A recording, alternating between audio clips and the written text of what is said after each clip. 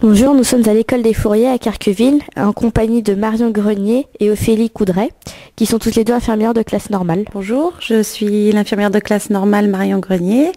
Je suis infirmière dans le service santé des armées depuis 13 ans. Je travaille à l'école des Fourriers de Carqueville, au centre médical des armées. Bonjour, je suis l'infirmière de classe normale Ophélie Coudray. Je travaille au sein du service santé des armées depuis 6 ans et je suis effectivement, comme ma collègue, à l'école des Fourriers de Carqueville. Quels ont été vos chemins pour les études et pour arriver jusqu'ici? Alors, nous nous sommes engagés donc au sein de la Marine nationale. On a fait nos classes militaires pendant 4 mois.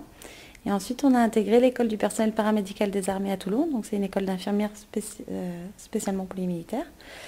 Et à l'issue de 3 ans d'études, on a eu notre diplôme d'état infirmier. Donc ensuite, nous changeons tous les 3 ans d'affectation. Et pour l'instant, moi, j'avais fait ma carrière à Brest. Et je suis arrivée ici en septembre 2013. C'est vrai que l'armée, c'est particulier. C'est vraiment quelque chose de particulier. Il faut aimer. Il faut pouvoir travailler dans ce milieu-là. Après, c'est vrai que la marine nous permet de faire beaucoup de choses. Donc, l'embarquement, c'est vrai que c'est quelque chose à vivre. Et après, ça nous permet aussi de voyager. Donc, c'est un beau métier. Il y a à peu près 30% de femmes dans la marine. Ce qui est difficile, c'est que quand on rentre en tant que jeune femme, on a l'impression qu'il faut un petit peu faire ses preuves parce qu'on n'est pas vraiment prise au sérieux d'avoir choisi un métier qui est plutôt masculin. Donc effectivement, c'est quelque chose de compliqué. Bon, après, avec le temps, comme on a fait ses preuves au niveau professionnel, ça ne pose plus vraiment de problème.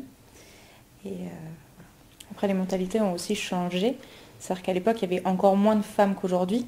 Ça se démocratise un peu plus. Donc finalement, les gens prennent l'habitude d'avoir du personnel féminin avec eux, notamment à bord ou en opération extérieure.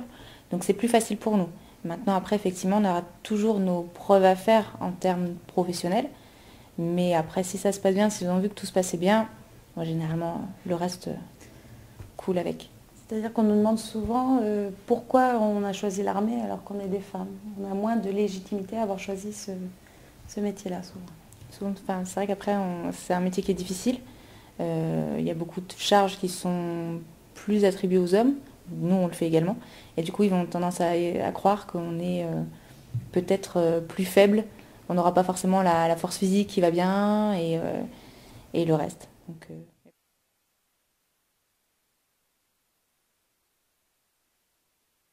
Ce qui est difficile parfois, c'est les remarques un peu sexistes des hommes. Moi, j'ai eu l'occasion de partir en mission sur un bateau pour 3 mois, alors que j'avais déjà un bébé. Quand je suis partie, elle avait 9 mois. Et pendant toute la mission, certains hommes m'ont dit que j'étais une mère indigne, que d'avoir laissé mon enfant à la maison. Donc ce sont des remarques qui ne sont pas faciles à entendre parce qu'on fait un métier qu'on aime, qu'on a choisi. Et les gens ne comprennent pas qu'on puisse laisser nos enfants à la maison avec nos maris. Alors que l'inverse n'est pas vrai. Un homme part en mer, ça pose aucun problème à personne. Et quand on est une femme, on est traité de mère indigne, quoi. Et ce sont des choses qui sont dures à entendre et il faut savoir s'endurcir et ne pas écouter les remarques. On sait pourquoi on fait ce métier et il faut faire preuve de caractère. après, vous aurez toujours des hommes qui auront une autre mentalité, qui auront notamment les vieux marins, qui auront toujours cette mentalité qui fait que non, les femmes n'ont rien à faire sur un bateau. Moi, j'ai déjà eu la réflexion en me disant, non, mais qu'est-ce que tu fais là? T'as rien à faire ici, t'es une femme, tu devrais être à la maison. Après, voilà, il faut savoir se faire respecter, il faut savoir dire les choses, et il faut savoir aussi qu'ils ont besoin de nous. On a besoin d'eux aussi, mais ils ont besoin de nous, sinon on ne serait pas là. Donc forcément, on a un rapport assez linéaire. Donc au final, ils se rendent vite compte qu'ils ont besoin de nous. Donc bon, généralement, ça se passe bien. Mais après, effectivement, il faut avoir un certain caractère pour pouvoir pallier à tout ça. Et pas prendre trop à cœur les remarques. Voilà. Donc il faut d'abord avoir un niveau bac de n'importe quelle filière de bac.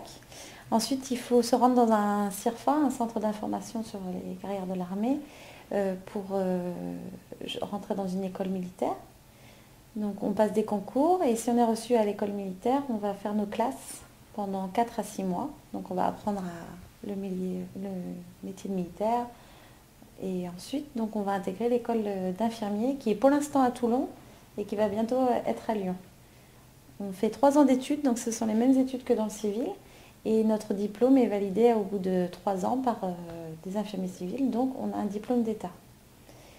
Donc l'avantage avec ce diplôme d'État, c'est que quand on aura fini l'armée, on pourra travailler dans le civil sans problème. Donc si vous êtes intéressé par ce métier d'infirmière, vous pouvez vous pouvez déposer vos dossiers avant l'avril dans le CERFA le plus proche à Cherbourg. Donc merci beaucoup Marion et Ophélie, donc bonne continuation dans la marine.